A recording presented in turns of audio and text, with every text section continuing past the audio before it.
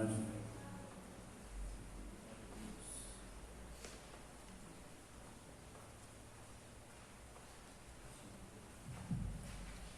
Boa noite, irmãos e irmãs, paz, que honra, que alegria estar aqui nessa noite, rever muitos irmãos, poder estar nessa igreja tão abençoada que a gente tem tido o privilégio de estar algumas vezes, e trazendo também o abraço do pastor Marlúcio Richardson. Ele pediu encarecidamente que transmitíssemos por parte da igreja Orvalho Bermond, dele mesmo, o abraço, o carinho e os votos que Deus possa dirigir a sua vida, conduzir a sua caminhada. Nós trazemos também o abraço dos irmãos da capelania, como o Giovanni bem colocou. O Richardson passou um tempo lá com a gente, acho que mais de um ano, né, Richardson? 3 anos, uau!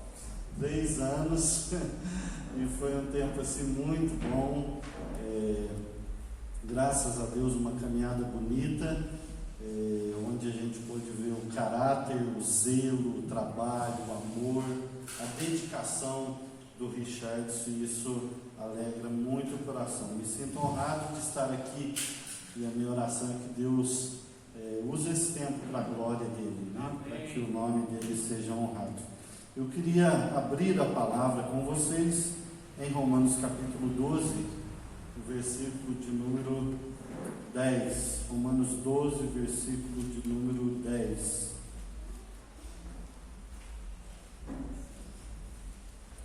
Tem todo um contexto aí de recomendações que Paulo traz àquela igreja, depois de apresentar as virtudes do amor, da graça, do poder de Deus.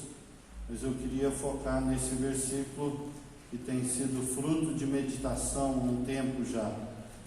Amai-vos cordialmente uns aos outros com amor fraternal, preferindo-vos em honra uns aos outros. Amai-vos cordialmente uns aos outros com amor fraternal, preferindo-vos em honra uns aos outros. Pai, muito obrigado por teu amor por nós, obrigado pela graça da vida, obrigado pelo privilégio da tua palavra. Hoje, quando comemoramos no Brasil o dia da Bíblia, nós queremos te agradecer por tua palavra infalível, verdade do Senhor. Ó Deus, palavra que restaura, que edifica, que abençoa, que corrige, que exorta. Louvado seja o teu nome. Aleluia. Clamamos em nome de Jesus que teu Espírito haja por nós, através de nós, no meio do teu povo, para que haja edificação, para que haja alegria, para que haja restauração e renovo, para a glória do teu nome, para a alegria do teu povo, e para que teu nome seja conhecido entre as nações. É a nossa oração em teu nome, para a tua glória. Amém. Amém. Podem sentar, irmãos. Eugênio Peterson é muito conhecido no meio pastoral como o pastor dos pastores, né? E Eugênio Peterson diz que as palavras podem perder o seu sentido, perder o significado, perder o peso e o valor que elas tiveram na sua origem. E o pastor, ele precisa de alguns princípios, de alguns elementos para que a vida dele caminhe bem, segundo Eugênio Peterson. E como a gente trabalhou por muito tempo falando de devoção, devocional, e essa palavra acabou ficando desgastada, perdendo sentido, ele então propôs uma nova nomenclatura, e ele chamou essa nomenclatura de trigonometria espiritual. Algo que traz 3 elementos, e por ser 3 elementos, eles se mantêm de pé por causa dessa estrutura, e eles são a base, os princípios que ajudam um pastor, e por que não dizer um cristão na sua caminhada. Eugênio Peterson então diz que nesses 20 séculos de história, os pastores fizeram muitas coisas. Pastores escreveram, os pastores fizeram programa de rádio, os pastores trabalharam em capelania de todos os sentidos, os pastores foram mentores, enfim, foram muitas as áreas de atuação. Mas ele diz que 3 áreas são fundamentais na vida de um pastor, e elas não poderiam deixar de existir nunca. Ou seja, o pastor pode fazer o que quiser, pode dar aula, pode escrever, pode fazer capelania, pode trabalhar em muitas outras áreas, mas se ele perder esses 3 elementos, segundo Eugênio Peterson, a possibilidade dele ter um ministério infrutífero é grande. E quais são as 3 áreas que nesses 20 séculos foram base, foram tripé fundamental da vida pastoral? Primeiro deles, oração. Os pastores sempre oraram.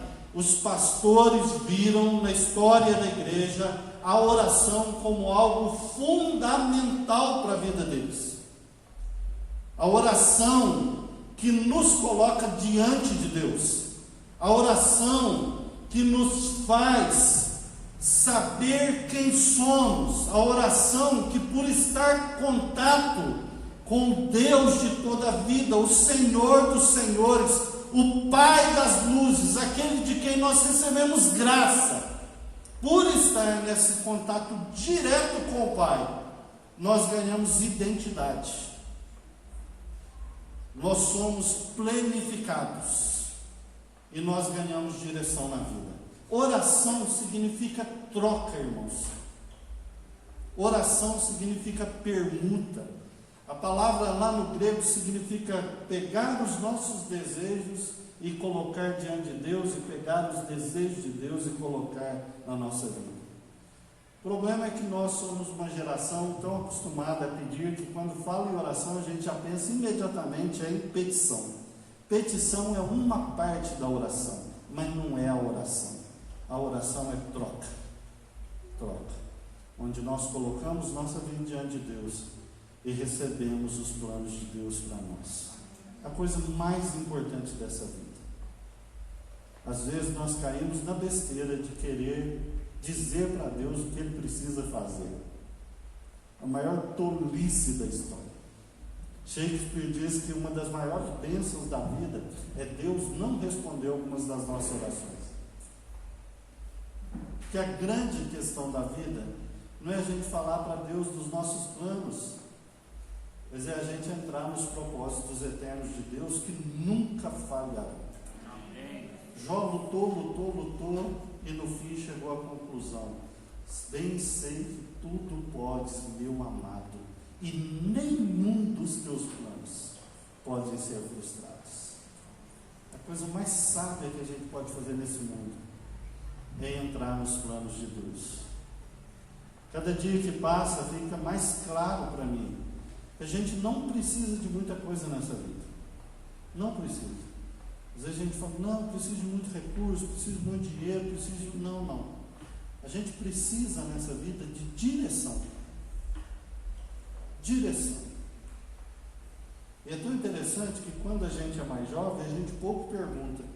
Quando a gente mais precisa de perguntar, a gente pouco pergunta. E à medida que vai envelhecendo, a gente vai perguntando muito, e querendo saber muito, e indagando muito, e pedindo muita direção. Porque tudo que a gente precisa nessa vida é direção, os recursos Deus dá. Na verdade é mais do que isso, já deu. Os recursos que precisamos, Deus já deu. Deus já deu. Deus é abençoador por natureza. Então o que os pastores fizeram nos 20 anos de história? Oraram. Eles se postavam diante de Deus. Segundo lugar, os pastores liam a palavra. Os pastores eram homens da palavra. Nesse mundo nosso, segundo Ricardo Barbosa, 2 grandes influências aconteceram no início dos séculos: a lei do mercado e a psicologia. Esse mundo psicologizado, onde tudo tem um valor monetário, tudo vira mercado, tudo vira barganha, tudo vira troca. Muitos pastores aprendem a tocar uma igreja. Mas nós não fomos chamados para tocar uma igreja. Pastores são chamados para pastorear o rebanho de Deus, cuidar do rebanho de Deus. Só que como o pastor não tem nada de si mesmo, ele precisa de ir para a fonte onde Deus revelou seu propósito, sua vontade. Os pastores conheceram a palavra. O que é conhecer a palavra? Ver como Deus trabalhou na história do Antigo e do Novo Testamento. Os pastores leram a palavra. Tanto é que os pastores foram chamados de cura d'almas. O que é o cura d'almas? Era o psicólogo nosso. Se você for olhar o que os puritanos escreveram a partir dos anos 1500, 1600, o que eles escreveram sobre o que eles chamavam de melancolia, que hoje a gente chama de depressão, de síndrome do pânico, ou toda essa questão toda aí, porque eles iam profundamente no conhecimento de Deus, mas também mergulhavam profundamente no conhecimento da alma humana. Eles trabalharam profundamente.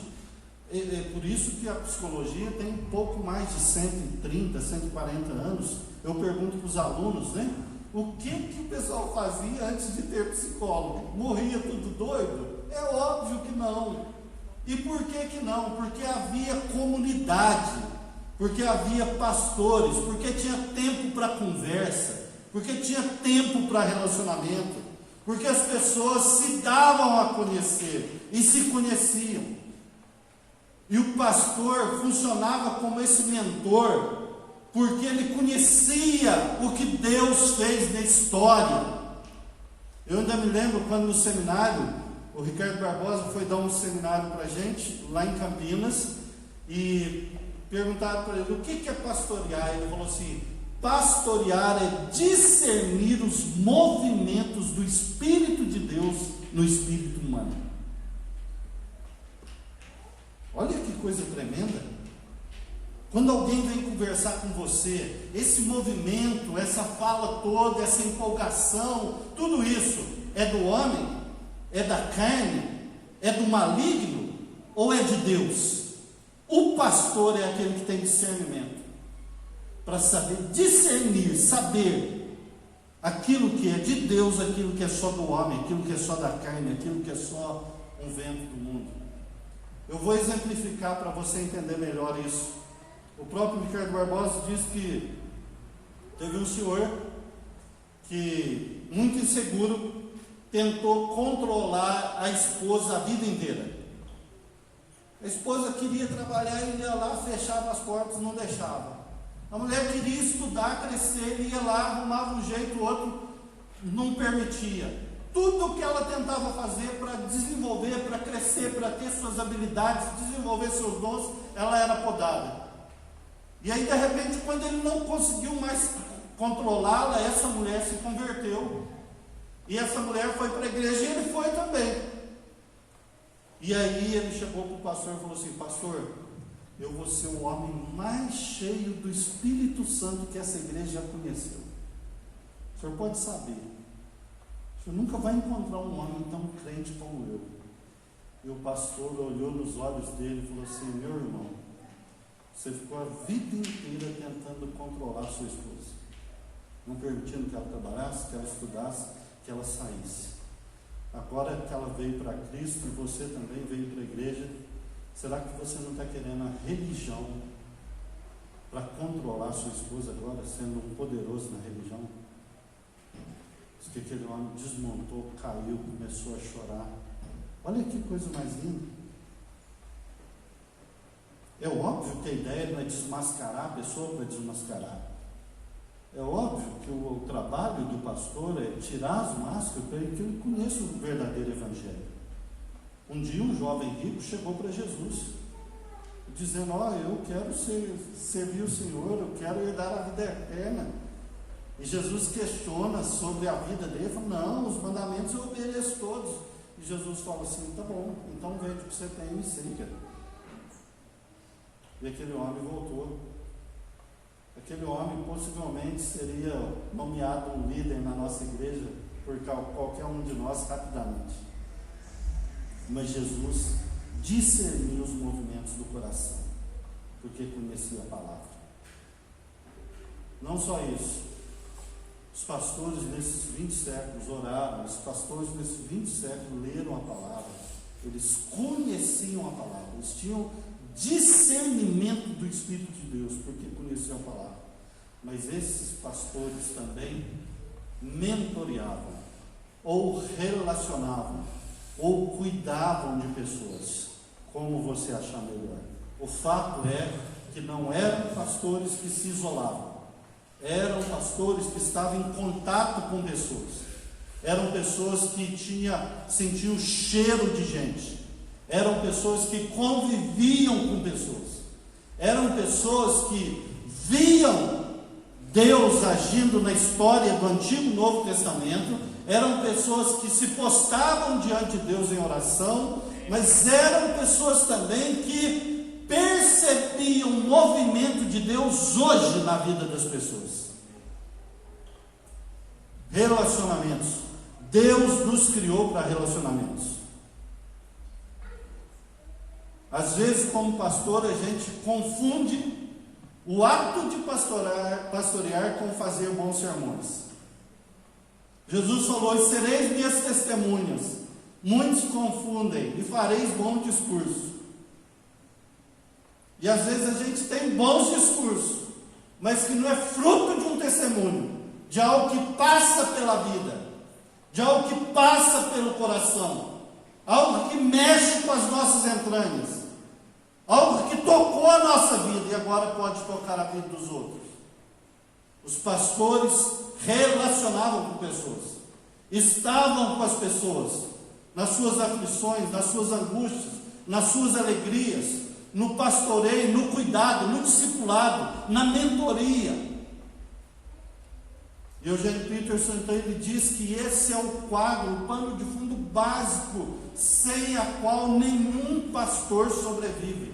Oração, quando ele está diante de Deus; palavra, quando ele percebe o que Deus fez na história; e mentoria, quando ele percebe o que Deus está fazendo hoje, como Deus está fazendo e agindo hoje. Você percebe isso na relação e no contato com as pessoas.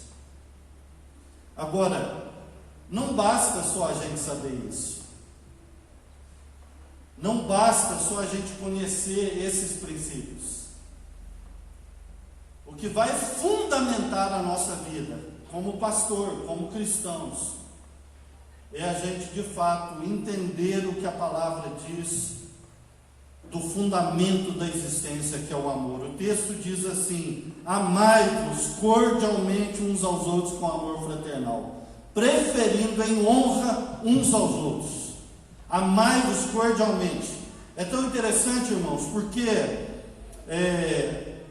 as culturas pré-cristãs e pós-cristãs normalmente são posturas que valorizam a honra, que valorizam a força, a glória. Mas valorizar a honra é uma cultura que valoriza uma honra, é uma cultura autocentrada, é uma cultura que olha para você e por causa da honra, da glória, do poder, você não se lança em direção ao outro. Enquanto a cultura da honra, a pessoa se preserva, na cultura do amor a pessoa se lança. Na cultura da honra, a pessoa está preocupada consigo mesmo. Na cultura do amor, a pessoa sabe que Deus o ama e cuida dela, portanto ela pode cuidar dos outros. E Paulo está dizendo: a grande questão da vida não é buscar a honra, a grande questão da vida é amar. A grande questão da vida não é o quanto você é reconhecido e valorizado. A grande questão da vida não é o quanto as pessoas te respeitam. A grande questão da vida não é o quanto você está bem. A grande questão da vida é quanto as pessoas vivem melhor por viver ao seu lado. Isso é amor. Todas as culturas valorizaram a honra, a glória, a vergonha. Mas somente onde a fé cristã chega, o amor prevalece. E o amor é: a despeito da minha honra, eu vou partir em direção do amor e do cuidado do outro. E quando a gente olha para a nossa cultura, a gente ainda tem muito da cultura da honra. ao invés da cultura do amor. Muitas das vezes a gente deixa de testemunhar, de amar, de servir, de abençoar, porque a gente está preocupado com a nossa honra, ao invés de preocupar de amar o próximo. Para ajudar você a entender isso melhor, na década de 90, a nossa igreja no sul de Minas Gerais, primeira igreja presbiteriana de Itajubá, passava por uma espécie de avivamento. Muita gente chegando, muitas conversões, 4 ou 5 congregações, uns 6 seminaristas na igreja, trabalho missionário, trabalho na cidade, a gente fazia visita nas prisões, uma espécie de avivamento mesmo. E chegou um jovem na igreja. E esse jovem chegou tão travestido que o pastor o apresentou como uma mulher. E era um homem. E esse jovem veio no outro domingo e voltou de novo. E esse jovem foi mudando, sendo transformado por Deus, a alegria do Espírito. A gente foi para o acampamento, ele ajudou lá a cozinhar para mais de 50 pessoas. E aquele envolvimento, de repente, o Roberto, que foi apresentado como Roberto no primeiro dia, parou de ir na igreja. E eu e meu irmão ficamos assim preocupados, né? Falou, o que será que aconteceu? Fomos visitá-lo. E aí a gente foi visitar, quando a gente chegou num bairro bem afastado, Biscratinha Velha, eu e meu irmão fomos lá, e num bairro bem afastado a gente chegou lá, e aí já foi o primeiro susto. O Roberto estava se queimando ao sol com roupa feminina, roupa de banho. E aí você já leva aquele choque, né? Você fica assim, sem saber o que fazer, e não, vamos conversar. Eu e meu irmão, senhor Roberto, o que foi? Aí ele nos atendeu, chamou para dentro da casa dele, e aquela conversa que todos vocês já sabem. Não, o pessoal fica olhando todo, rapaz, olha para Jesus, Deus te ama, você vai vencer, enfim. Saímos dali, e aí outro dia, eu indo para o trabalho na minha bicicleta, de repente eu vi o Roberto no ponto de ônibus. E todo com o seu traje, o seu jeito. E aí eu falei assim, eu vou conversar com o Roberto. Mas eu falei assim, mas e se os meus colegas me virem? Não, mas eu tenho que conversar com ele. Eu preciso de amá-lo, Deus me ama, Deus o ama. Não, mas e se o pessoal da igreja vê? E aí naquele espaço de alguns 10 metros de distância, eu travei uma luta interna. Era na época da Guerra do Golfo, vocês devem lembrar, que foi semelhante à Guerra do Golfo que eu travei internamente, até romper e conseguir parar no ponto de ônibus e conversar com o Roberto, e de novo falar, Roberto, estamos sentindo sua falta, rapaz, o que está acontecendo? Mas você percebe? Você percebe a nossa luta? A luta de preocupar o que os outros estão pensando da gente, ao invés de preocupar o que Deus pensa de nós. A luta pela honra, ao invés de uma luta por alguém que quer amar. A luta de alguém que preocupa e entende o que Deus quer de nós, ao invés de uma luta que morre de medo do que os outros vão pensar. O Evangelho de João, Jesus repete muitas das vezes, dizendo, sabe qual que é o problema de vocês?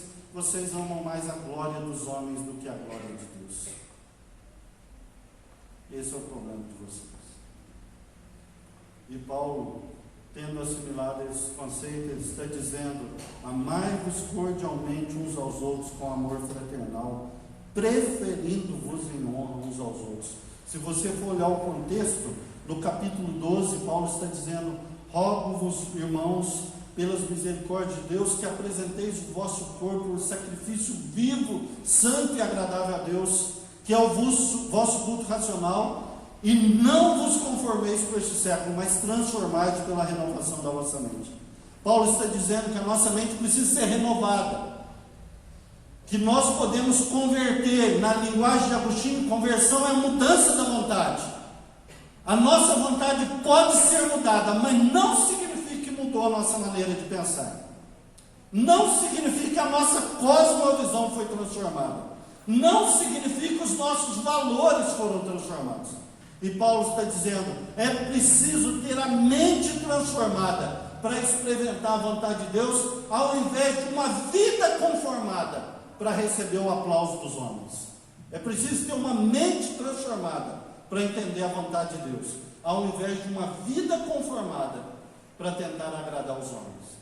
E aí ele diz: porque pela graça de Deus que foi dada, cada um de vós não pense de si além do que convém. Novamente, Paulo está mostrando que a vida cristã é doação, que a vida cristã é entrega, que a vida cristã é doação, que a vida cristã é amar, é abençoar o outro. E nós só podemos amar porque Deus nos amou primeiro. E o amor é proativo. O amor é sempre proativo. É lançar em função do outro, para abençoar o outro. E aí ele vai falar dos dons, que recebemos dons no corpo de Cristo. Ministério, aquele que ensina, o que exorta, o que contribui, o que preside, e aquele que exerce misericórdia. Você vai perceber a lista dos dons, não só aqui em Romanos, mas em Efésios e em Coríntios. Todos os dons, com raríssimas exceções, são dons em função do outro, nunca em função de si mesmo, porque a grande questão da vida não é honra a si, mas é o amor ao outro. E aí ele vai dizer que todo esse ministério precisa ser feito com dedicação, com esmero, com diligência, com liberalidade, com alegria, tudo com alegria. E aí ele então chega aqui no versículo 9, o amor seja sem hipocrisia, detestai o mal, e no versículo 10, amai-vos cordialmente. Veja bem que Paulo está dizendo que o amor deve ser semelhante ao amor de um pai com o filho. Um amor cordial, um amor que vem do coração, um amor que abençoa, um amor que honra um ao outro. E aí ele diz: prefere em honra os outros do que a si mesmo, dando honra ao outro mais do que a si mesmo. A ideia do texto bíblico é tomar a dianteira para que o outro seja honrado. Irmão, se você for procurar na Bíblia, você não vai achar um único versículo que diz para você buscar a honra própria. Um único versículo. Romanos, aqui no capítulo 2 e 3, dá uma aparência quando diz que você deve buscar honra para o dia de Cristo. Mas a ideia ali é de você estar preparado para a vinda de Cristo, para que Cristo te honre. Não é que você procure essa honra. A Bíblia sempre vai dizer de você honrar o outro, que o outro cresça, que a sua vida seja para abençoar o outro e que a sua vida seja cheia de amor. Agora, para caminhar para o encerramento, eu preciso de mostrar para você alguns princípios que ajudam a gente a viver esse amor, que ajuda a gente a entender esse amor e buscar a honra do outro. O diabo não precisa de criar coisas para desviar a gente do caminho de Deus. O diabo não precisa de fazer muita coisa. Olha que interessante, lá no jardim, lá no início, lá no princípio, Deus disse assim: farei o homem a minha imagem e semelhança. Abençoou Deus o homem e disse: frutificai. Certo? Imagem e semelhança de Deus, abençoado para frutificar. O que o diabo disse? Coma o fruto para você ser abençoado e você vai parecer com Deus. De novo, Deus disse: você é a minha imagem e semelhança. Farei o homem a minha imagem e semelhança. Lá no versículo 36 em diante, a 26 em diante, abençoou o homem Deus o homem disse: frutificai e enchei a terra. O diabo aparece e diz: porque no dia em que comerdes, se abrirão os olhos, você será abençoado, e aí você vai tornar como Deus. O diabo não precisa de criar nada, ele só precisa de mudar o sentido. O diabo não precisa de criar a igreja do diabo, ele tem predileção pela igreja de Deus, só mudar o sentido. O diabo não precisa de pastores do diabo, ele só precisa de pastores que trabalham no sentido contrário, ainda que fazendo todas as coisas que um pastor normal faz. E o que é essa inversão de sentido? Porque o diabo sempre vai trabalhar com a ideia: no dia em que você fizer, então você será. A lógica de Deus é: você já é meu filho amado, você já é abençoado, você já é cheio da minha graça. Tudo o que você precisa para viver uma bonita já foi colocado na sua mão. Toda sorte de bênçãos espirituais já nos foi dada em Cristo Jesus nosso Senhor. Tudo o que precisamos para a vida e para a piedade, nos diz Pedro, já foi dado. O diabo sempre vai trabalhar com a lógica: trabalhe muito, lute muito, mostre muito, procure honra, aí você vai ser alguém, aí você vai ser amado, aí você vai ser reconhecido. Se você der o duro, as pessoas vão reconhecer e você vai ser uma pessoa boa. Saia comendo frutos, desfrute a vida. Quanto mais você tiver, quanto mais você comer, quanto mais você criar, quanto mais você for poderoso, aí você vai ser. Deus está dizendo: você já é. Aleluia. Você já foi abençoado. Agora extravase aquilo que eu pus na sua mão. Abra a tua boca e eu a encherei. O reino dos céus é semelhante a um homem no qual o Senhor distribuiu talentos para todos eles e saiu para uma viagem. O reino do inferno é semelhante a um homem que diz: trabalhe muito e dê duro, e ganhe tanto que você conseguir, e recolha quanto mais puder, e faça tudo o que você puder, aí você vai ser reconhecido.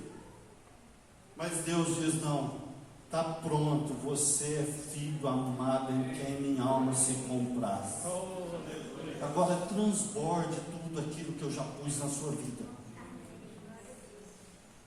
Transborde aquilo que eu pus na sua vida. A Bíblia está cheia de exemplos disso, irmãos. Deus não é Deus mesquinho, Deus não joga dados. Deus já te abençoou, Richard. Deus já te deu tudo o que você precisa para ter um ministério eficaz. Homens e mulheres de Deus não trabalham com carência. Homens e mulheres de Deus são pessoas supridas por Deus, que agora vão em direção aos outros para abençoá-los, para amá-los, para servi-los. E por que eles podem fazer isso? Porque Deus já encheu a aljava deles. Deus já encheu a vida deles. E agora eles distribuem como alguém que recebeu. Eles entregam como alguém que ganhou. Nós fazemos isso todo mês na igreja, mas parece que a gente não percebe. O Senhor Jesus, na noite em que foi traído, tomando o pão e tendo dado graças, repartiu. Aí essa é a lógica do reino sempre. Tendo recebido, repartiu. Tendo ganhado, doou. Aí o diabo fala assim: não, você ganhou com o seu braço, com a sua força. Você adquiriu com muito zelo, com muito esforço. Você é muito bom. Não doe, não perdoe, não entregue, cobre até o último centavo, exerce o seu direito. Deus está falando assim: tendo recebido, repartiu. Olha que interessante, Jesus, sem comida, no deserto, uma multidão, toma alguns pães e alguns peixinhos, tendo dado graças, repartiu e depois comeu. A Eva, em pleno jardim, duas pessoas, tendo comido, repartiu. O movimento do diabo é sempre esse: busque a sua honra, busque a sua glória, coma tudo que você puder, depois se der, você reparte. O movimento de Deus sempre será: tendo recebido, repartiu. É por isso que Paulo está falando: ame com amor fraternal, procure a honra do outro. Se for ler todo o restante do texto: no zelo não sejais remissos, compartilhai a necessidade, abençoai os que vos perseguem, perdoai os que vos ferem. É sempre no sentido de doação. E por que você pode doar? Você só pode doar porque foi te dado gratuitamente. Você só pode entregar porque Deus encheu a sua despensa. Deus encheu a sua despensa. O que é amor? Amor é entregar dadivosamente aquilo que Deus colocou na sua mão. E eu quero caminhar para o encerramento, pensando em alguns textos, por exemplo, Coríntios 15:10, 1 Coríntios, pela graça de Deus eu sou o que sou, e a graça de Deus não foi vã para comigo. Antes trabalhei mais do que todos eles. Não eu, mas a graça de Deus comigo.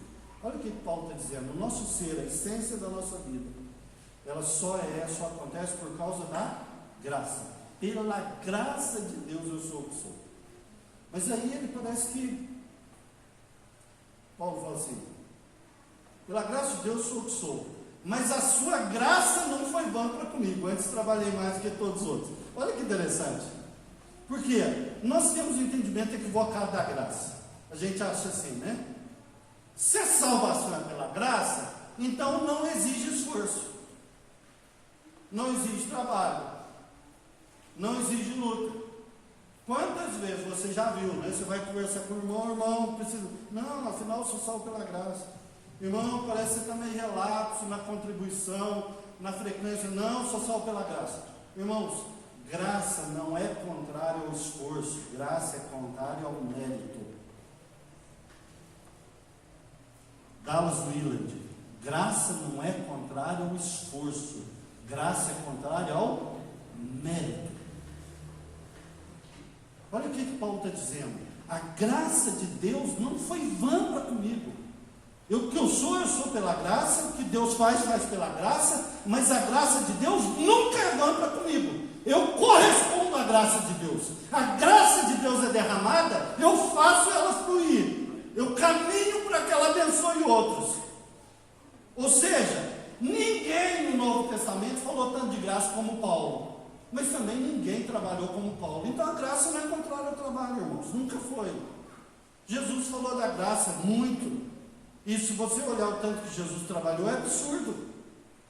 Aí você fala assim: pastor, mas parece que não está contradizendo aí, não? O senhor falou um monte de vezes que o diabo fala para a gente: trabalha para ser, trabalha para ser. O senhor falou que não é assim, agora o senhor está falando trabalho. Eu estou falando, trabalhe não como alguém que vai conquistar Deus ou conquistar mérito.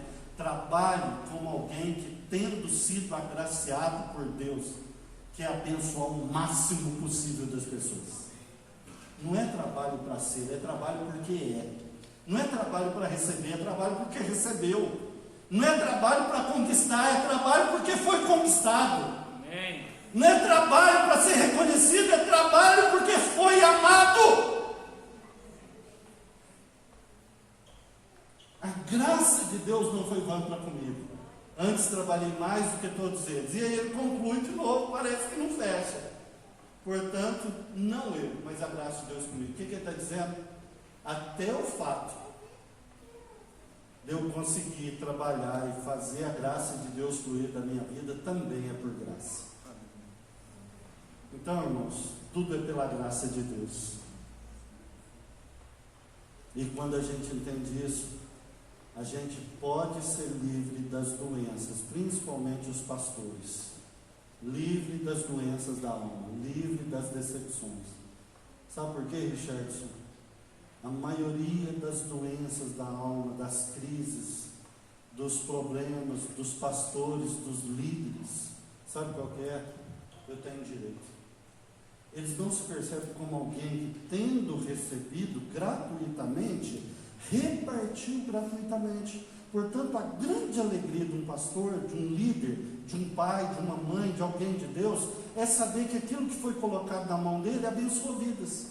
Agora, se a gente ouvir a voz do diabo, que o que você tem, você ganhou com a sua força e no seu poder, então, tudo que você fizer para os outros, que você não receber honra em troca, você vai ficar amargurado, azedo, triste, melancólico, depressivo, quando não abandonar a fé. Porque você sempre vai achar que as pessoas são devedores. Porque afinal você trabalhou muito, você conquistou com o seu braço, você é muito bom, e as pessoas não reconhecem o seu serviço. Em outras palavras, irmãos, se um dia você tiver que sair do seu trabalho, da sua igreja, tiver que sair da sua comunidade, se tiver que sair da sua casa, você vai sair como alguém feliz que entregou tudo que Deus pôs na sua mão, ou você vai sair revoltado como alguém que não foi reconhecido o seu esforço? É aqui que a gente adoece ou é curado para sempre? A gente vai sair, se um dia a empresa que você trabalha, a igreja que você serve, o grupo que você lidera, a sua própria casa, te rejeitarem, injusta ou justamente te tirarem dali, você vai sair, vai dar tristeza, óbvio que vai, você vai ficar mal ali, é verdade, mas depois você vai redimensionar os seus pensamentos e falar assim: Deus, muito obrigado, porque tudo que o Senhor colocou na minha mão eu distribuí, louvado seja o teu nome por tantas vidas que eu abençoei, obrigado. Ou você vai ficar assim: poxa vida, não fizeram placa para mim, trabalhei tanto que me mandaram embora, olha que dureza, quanto que eu servi, quanto que eu amei, aquela pessoa não me reconhece, aquele não me valorizou, aquele lá eu dei duro para abençoá-lo, aquele lá eu servi tanto, eu que dei os tijolos daquela igreja. Doença da alma, decepção, angústia, frustração. Mas se a gente entender que a essência da vida é o amor e não a honra, nós vamos sempre falar: Deus, muito obrigado por tudo que o Senhor colocou na minha mão. Amém. Me ajude a distribuir, porque a grande beleza da vida é quantas pessoas que foram tocadas por causa da minha existência, e não quanto que eu acumulei, ou não quanto de diploma que eu tive, quanto de quadros de honraria que eu tive. Honra é problema de Deus. Se vier, veio. Se não vier, a grande questão da vida é o quanto que eu, tendo recebido, reparti. Que Deus te abençoe, Richardson. Que Deus te abençoe. Que Deus nos abençoe, irmãos. Entregue tudo que você recebeu. Pense nisso. Tudo que Deus põe na sua mão, entregue. Entregue sempre, proativamente, deliberadamente, abençoadoramente. Aprenda a perdoar. O prefixo per significa algo levado ao extremo. Furar, perfurar. Doar, perdoar. Perdoar é a ideia mesmo que a pessoa não merece, está tudo certo. Mas por que você pode perdoar? Porque você recebeu de graça. Agora de graça você doa. Perdoe. Às vezes você fala assim: a vida está um peso. Está um peso porque você não está repartindo. Não é verdade que a gente pensa o contrário? A vida está um peso. Eu preciso receber mais. Não. Se está um peso é porque não está repartindo. Deus já deu, já colocou, já depositou na sua conta, você não está repartindo. Por isso que vira um peso. E aí a gente precisa então de tomar a decisão de, como homens de Deus, de saber que Deus não trabalha com mesquinharia, Deus doa, Deus abençoa, Deus é abençoador por natureza. Ele nos abençoou e disse para nós: agora vai e frutifique, entregue os frutos, compartilhe a vida. C.S. Lewis tem uma passagem sobre amor, e eu encerro aqui. Ele diz assim: amar é se tornar vulnerável. Ame qualquer coisa e o seu coração vai se partir, vai doer. Ame até mesmo um animal, e no dia que ele morrer você vai sofrer. Mas se você não quiser amar, então guarde os seus bens, guarde-se a si mesmo no seu contato, faça um esquife impermeável, seguro, muito fechado. E aí nesse canto bem fechado, bem guardado, você vai se tornar frio, petrificado, e você vai morrer. Porque o único lugar, além do céu, onde você vai estar livre dos perigos do amor, é o inferno. O único lugar, além do céu, onde você vai estar livre dos perigos do amor, é o inferno. Deus nos chamou para amar, não para procurar honra. Honra é problema de Deus. Que Ele nos ajude, que Ele te ajude, Richard, em nome de Jesus. Obrigado.